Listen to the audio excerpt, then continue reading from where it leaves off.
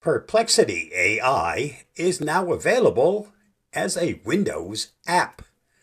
Of course, you can always install it on your iOS and Android device, and there's also a Chrome extension.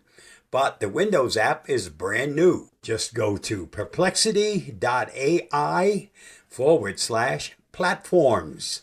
And from there, select where you want to install Perplexity. I've installed it on the desktop. I've also added it to the Start menu and, as you can see here, pinned it to the taskbar. One other nice feature is there's a shortcut key.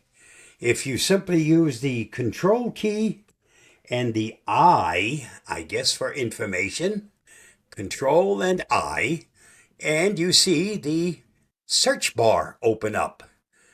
And from here you can do Auto, Pro, Reasoning, Deep Search, and I still have 3 enhanced queries remaining for the day. There is a limit unless you're paying for it. I'm not, but I can use the Pro version for the limit. I believe it's 5 queries each day.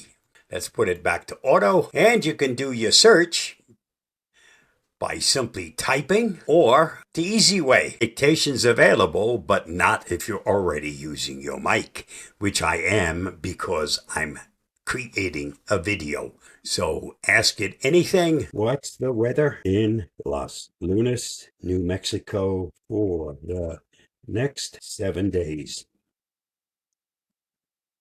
It's that simple. I'll leave the link to get to the download in the show notes. Give it a try. Perplexity happens to be an excellent AI, even if you're just using the free version.